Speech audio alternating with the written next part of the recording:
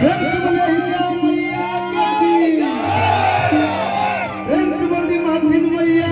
की प्रेम से बोली पवन सुत हनुमान की प्रेम से बोली काली मैया की कन्या मैया की पार्वती फतेह। थोड़ा सा हेलो हेलो बड़ी सौभाग्य की बात बा हमरा खातिर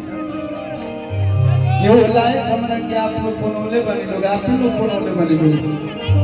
कहल जाला कि जब तक घर गांव के सपोर्ट ना रही साथ ना रही तब तक कोनो लड़का आगे ना बढ़ी आ ये चीज में हम बहुत सौभाग्यशाली बनी। विशाल पंचकोशी मेला महोत्सव हिरौली जौन की माई अहिल्या के पावन धरती पे हर साल सब लोग मिलजुल के इतना अच्छा कोशिश करेला और आप लोग एक कार्यक्रम में आके शांति से देख के कार्यक्रम के संपन्न कराने लोग सफल कराने लोग जितना लोग भी उपस्थित हुए बा सब लोग हमारे भैया चाचा माई बहन चाची सब लोग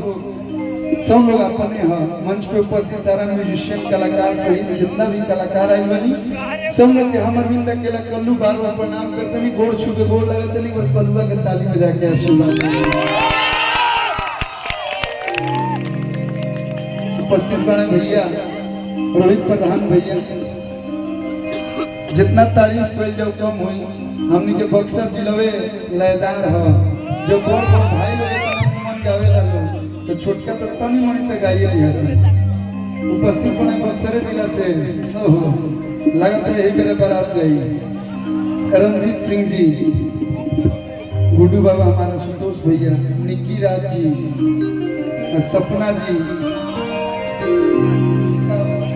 गरिमा जी सुप्रिया जी रघु राजा जी पीयूष मिश्रा भाई जितना लोग आए बा सब लोग के स्वागत बा सब लोग के अभिनंदन बा। कितना लोग के नाम नहीं सब लोग तो चौचे बाबा एक सब हर सबके प्रणाम बा।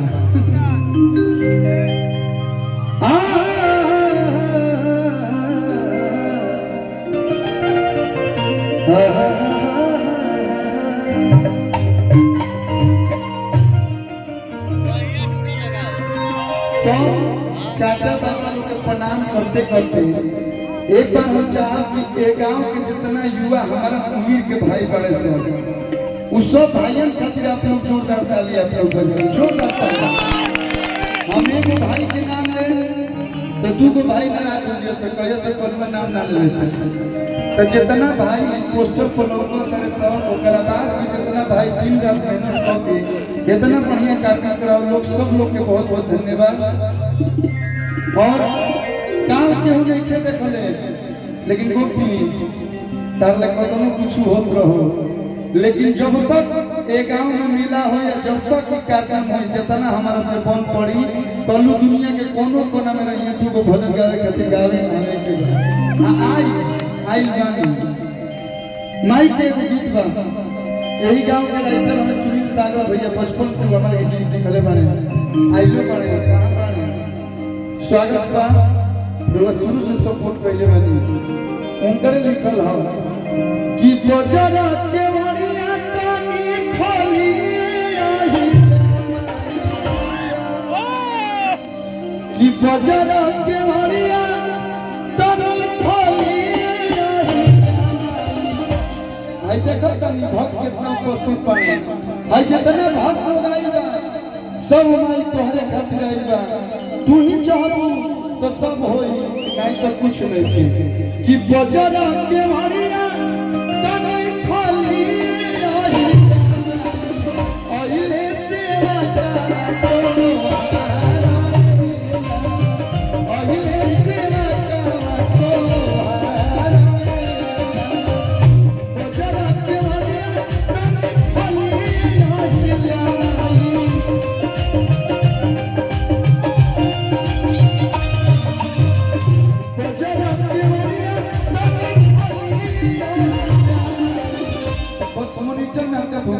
बाकी प्रसाद साहब के जोड़ा बना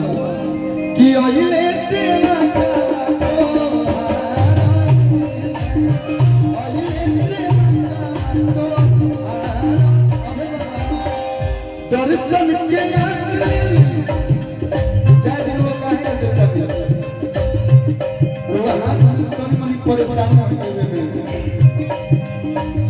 ये नहीं प्यार है